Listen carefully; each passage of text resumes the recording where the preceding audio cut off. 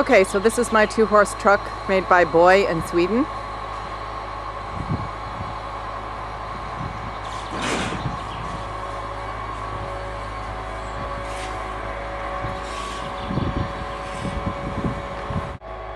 This is the rear view when it's opened. The horses' heads would be facing out this direction. Lots of storage space in here. I'll show you the trunks that I can put in here. We sometimes carry 2 saddle trunks with us. It has a trailer hitch, so if you want to take 2 more horses with you on a horse trailer, that's allowed.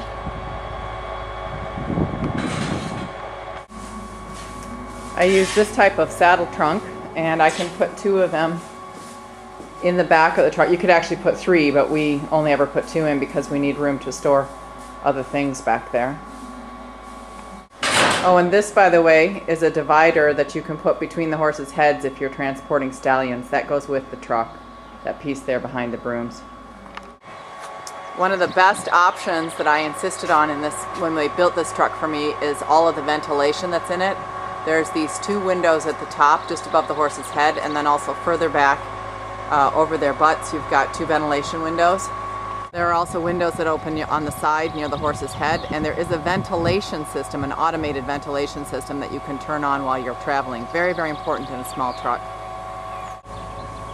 This is the horses go into the side of this truck, and as you can see, there's 2 top half doors there that you open first, and then the ramp comes down.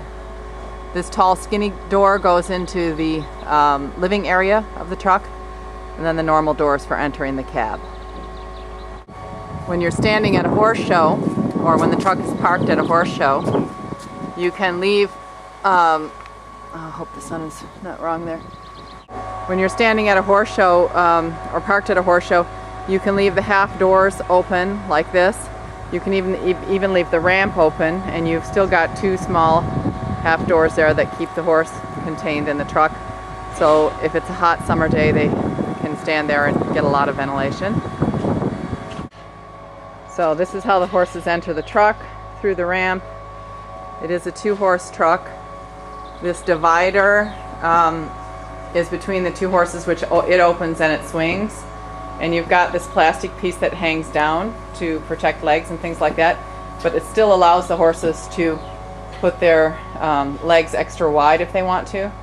And this truck, in fact, is built on an extra wide chassis.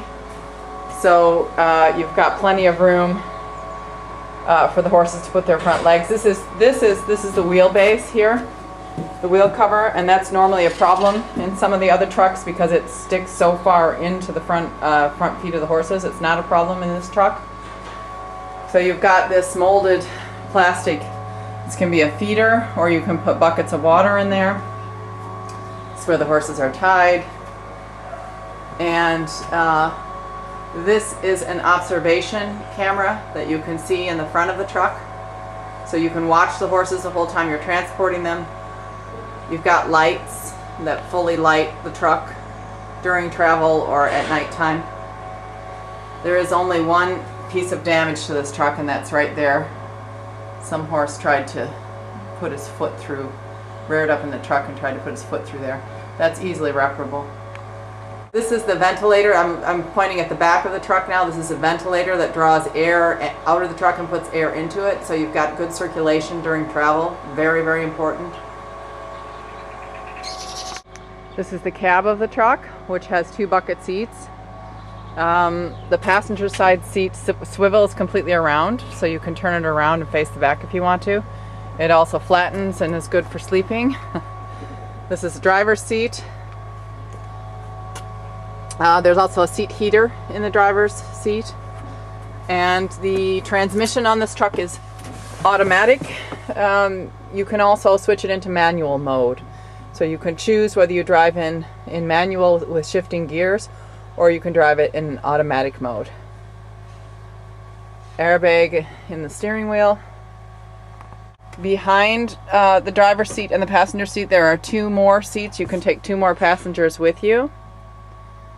These are just upright bench seats here.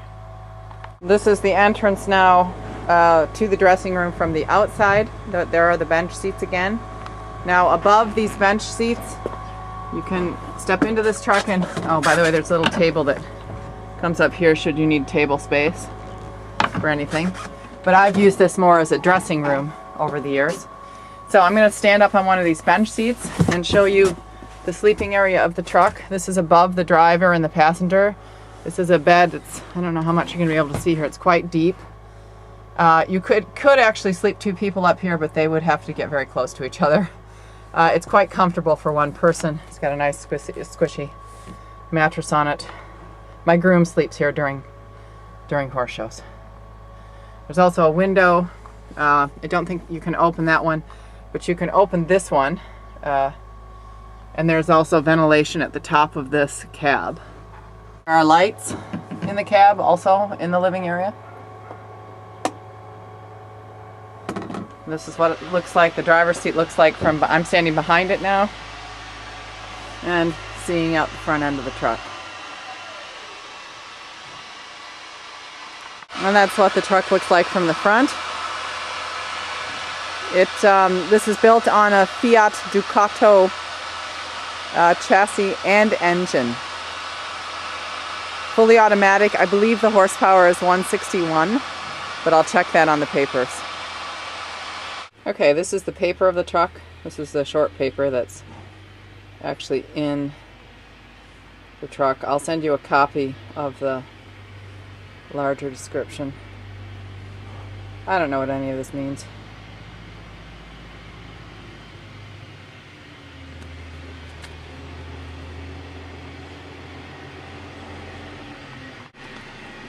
It is a 2008, by the way. It's 3 years old.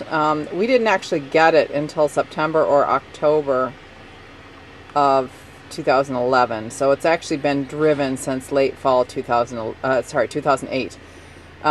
The truck was issued in July, but then it had to be rebuilt as a horse transporter. So we started driving it around, I'm going to say, I think it was October of 2008, I'm sorry, 2008.